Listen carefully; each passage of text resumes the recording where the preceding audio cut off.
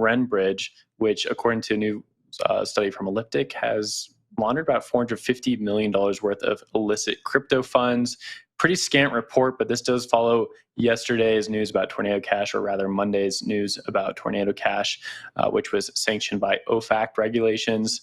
Right now, what we're seeing is a lot of regulations coming down on the weak spots in crypto, whether that be bridges, mixers, iffy DeFi applications, stablecoin projects that should never have been thought of, let alone birthed. And I think we're going to continue seeing it just based on what has happened the last year or two with crypto prices going up so high and going down so low and retail getting wrecked. RenBridge has been used in the past quite often for illicit activity. The last one I can think of off the top of my head is Cream Finance back in November of 2021.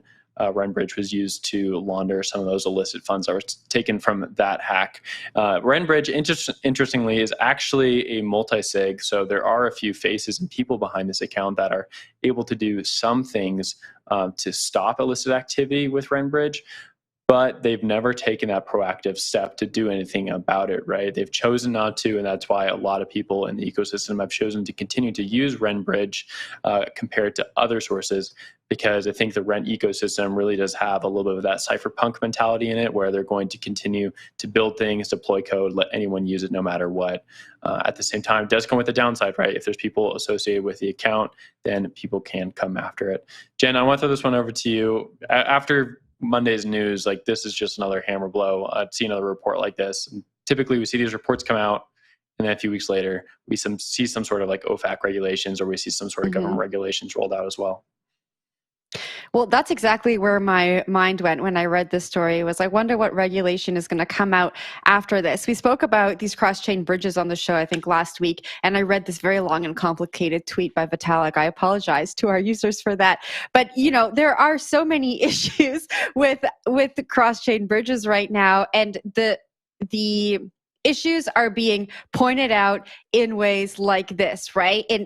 In numbers, we're talking about more than $500 million, but that's since 2020, which I don't think is actually that much money when we look at hacks in this space. I don't know, maybe one of you are gonna disagree with me. I think that during this bear market, we're going to see a lot of startups really try to solve some of the issues with cross-chain bridges. But I think before we get that great solution, unfortunately, regulators are going to come in like they did with Tornado Cash, and they're going to try and put some kind of ban or some kind of sanction on using tools like this because of headlines like this one. So I think it is unfortunate, but I hope that we see some solutions created by builders in the space. Adam, what do you think? So not about this specific story in general, but just more kind of broadly about the crypto space, and especially during kind of this crypto winter, whether it be long or whether it be short. You know, cryptocurrency is what you can consider an anti-fragile system, right? So a fragile system is something where if something happens to it and it's not something that's like a good thing, it's not something that's planned for, then the system can just kind of fall apart. An anti-fragile system is something first described by Nassim Taleb as sort of as a system that, to the extent that it faces adverse scenarios but doesn't die, it actually gets stronger and it becomes resistant against those attacks in the future. And again, you can think about this. I won't give an analogy there. Never mind. So that kind of anti-fragility comes into crypto in a variety of factors. One of those factors is something like Bitcoin, which is constantly attacked. But we're also seeing it in DeFi, and it's not just a technical thing, too, right? So like when a bridge gets hacked and lots of money is stolen from it, that tends to be a failure of these types of things. And the protocol, if it survives, should be able to harden against that type of attack, but sometimes not. Now, from a regulatory side, exactly the same thing. When you're looking at one of these projects, if it has weaknesses from a regulatory perspective, then that can be another reason why either on the one hand, you change the protocol such that it becomes stronger against that, or if it's not possible to change the protocol, or if, for example, there are people involved who hold keys and are thus custodians of these types of things, whether indirectly under the eyes of the law or not, that can create these types of risks. And that's really what I see here. So I like these types of things happening because I think they harden the ecosystem. Because were these projects allowed to continue on longer, well, these flaws could wind up leading to much larger losses than you see when they're addressed early. So my biggest complaint about the regulatory stuff really hasn't been that people want to regulate this. It's that the ways that they've regulated have been unclear, intentionally so that it can be arbitrarily applied for whatever sort of the purposes that they want to at whatever the time is that they want to do it. But I think that sort of this is another example of that. And I do hope that we see some action off of it because it'll tell us something about the ecosystem one way or another. Will, I saw your hand go up, and then we'll go to Jen for last words on this one. Yeah, just to Jen's initial question there, like the Tornado Cash laundering amount that OFAC threw out on the press release was in the 10 figures, so billions of dollars, and this one's just in the millions of dollars. Still significant though, right? Like if you're a government and you're trying to score some points, they're going to go after the low-hanging fruit, and right now that's anything with crypto. I mean, this reminds me of like the very classic police photos of them getting like a few pounds of marijuana or a few ounces and then like some cash from petty thieves, and then they take photos and post it on Facebook, right? Like you have the ability to do that stuff. You can still go after it. It's still illicit activity. It's not going to be like the Bernie Madoffs of the world that you're going to snag every time. So this is a little bit smaller, but it's going to continue happening. Jen, to you.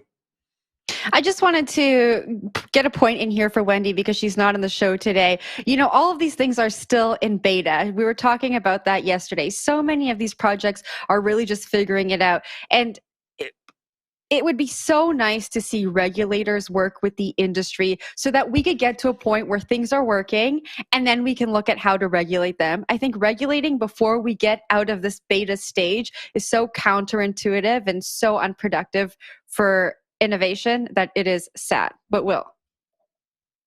Yeah, one last story that we should definitely mention before we move on to our last topic is actually an assassination attempt or assassination money reportedly paid out for John Bolton from an Iranian nationalist who was looking to take out I believe is a former Secretary of War. Adam can maybe correct me on that. But basically a very influential figure within the U.S. government over the last 10 years with a very strong history of aggressive and hawkish foreign policy. This seems to be one of the first instances where we're seeing assassination attempt money paid out via crypto. They used an encrypted messenger, and they offered to pay out using crypto wallets. So this, of course, brings crypto back into the regulatory spotlight because John Bolton is definitely a well-known figure on Capitol Hill. Adam, I'll throw it to you for your take quickly on this, and then we'll move on to our last subject. Yeah. John Bolton is notably, far more than 10 years, he's been sort of systemically important to the kind of war factions within both the Republican and Democratic parties. John Bolton has the distinction of being one of the only advisors who's never met a war that he doesn't appear to be in support of. And so, especially within the world of cryptocurrency, he's not particularly popular, which tends to be much more sort of nuanced in terms of when a war is justified. Now, as far as all this goes, I saw a lot of the use of the word alleged in there. And I also saw that this was supposedly coming from sort of the Iranian government or part of one of their military apparatuses. Again, I would exert extreme skepticism. We live in a world today of incredible propaganda, and where really anytime you can connect something who you've painted as the bad guy into something that you also think a guy and don't like, well, hey, that's double. So it's not to say that this isn't true. It's not good, but it is to say that we have to keep in mind that people talking about who make nations are fundamentally and significant by the existence of alternatives to their system. And so it is unsurprising, perhaps, that take these types of approaches first, ask questions of thing. But back to you, Jen.